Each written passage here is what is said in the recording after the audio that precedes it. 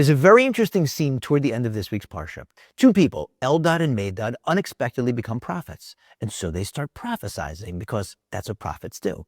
Yehoshua, Moshe's right-hand man, finds out about it and gets very upset. He believes this is an affront to Moshe.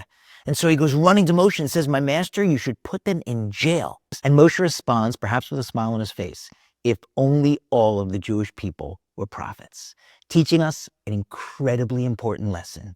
For Jews, the Torah is there for all of us. You do not need to be a rabbi or a scholar to access the Torah, to study the Torah, and benefit from the Torah. Yes. If somebody asks you a halachic shaila, a question, well, then you need to know exactly how to go through the sources. You have to be well trained.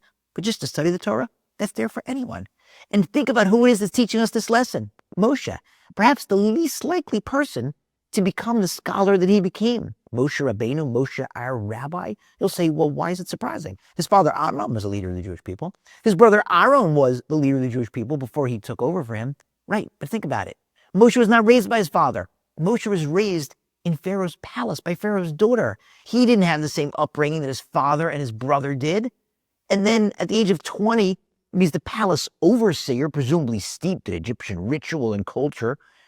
On that fateful day when he kills the Egyptian taskmaster to protect the Jew and he has to flee, he has to spend 60 years in other countries, in Cush and then in Midian. No Jewish life there, no Jewish upbringing. And yet, he's the guy that goes up to heaven, brings the Torah down, speaks to God face to face. We learn a similar lesson from King David Melech. His older brothers are being groomed to be the future leaders of the Jewish people. And then, shockingly, he gets plucked from obscurity. He's a shepherd. He doesn't just become the king, not just the warrior. He becomes the poet. He's the author of Tehillim, Psalms. To this day, thousands of years later, still our go-to prayers in times of difficulty or need. And then we learn the same lesson again from Rabbi Akiva. 40 years old, doesn't know the Aleph base, and he sits down for years and studies and studies and studies until he becomes the greatest sage of his generation. And that is why all of us, when we get up to heaven, are asked, did you set aside time to study the Torah?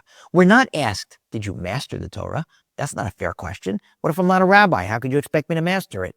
We're asked, did you set aside time? I don't care if you were a lawyer or a doctor or a nurse or a plumber or an electrician, employed, unemployed. Did you just set aside time? All of us are supposed to set aside time. The Torah is there for us. There's no impediment. Doesn't matter your family history. So what your parents weren't rabbis? So what your parents or you weren't religious? So what you started late? It's never too late. The Torah, its light, its guidance, the closeness that we gain from studying it to God, it's all there all the time for all of us.